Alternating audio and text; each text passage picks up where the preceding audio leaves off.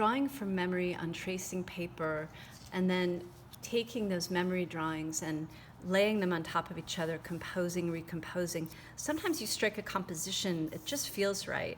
But you might think, well, I have it on trace paper, I could certainly work with that, I could add color. But if you want to transfer that image onto a sturdier piece of paper, you could take transfer paper.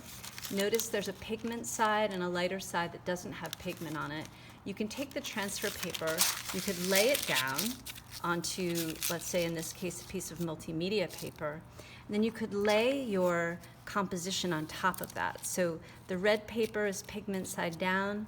Sometimes I like to create just a little stability by putting some tape on the corner to hold it. And then with a ballpoint pen, you can go over your drawing and start to transfer it down. So what's happening as I go over the drawing on this trace paper is that with the pressure of the ballpoint pen, these shapes are being transferred to the area below.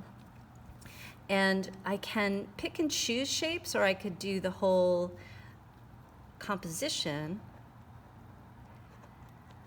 For the sake of the demonstration, I might choose a section of it.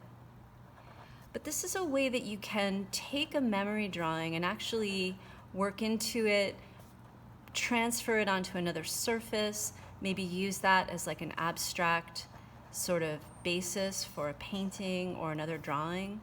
So you can take the data that you create through the drawing practice, just put a little bit more information here,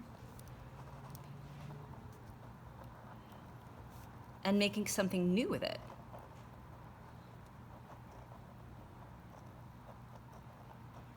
So you could take a while transferring these images down.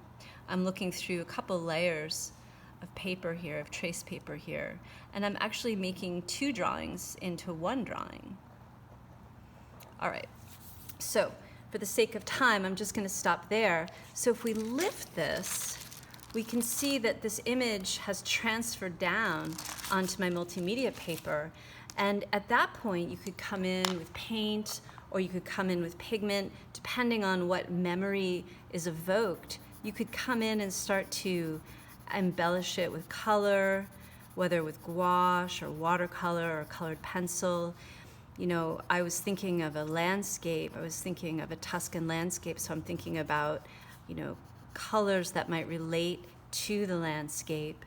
I'm bringing in some basic green, maybe some terracotta color, and just picking and choosing shapes that I might want to highlight with color.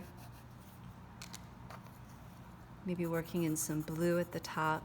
So this is a really fun way and a quick way if you're wondering after working on the tracing paper, which in and of itself is a very beautiful surface and you can certainly just keep it at that, but you could also move it to other places through using the transfer paper.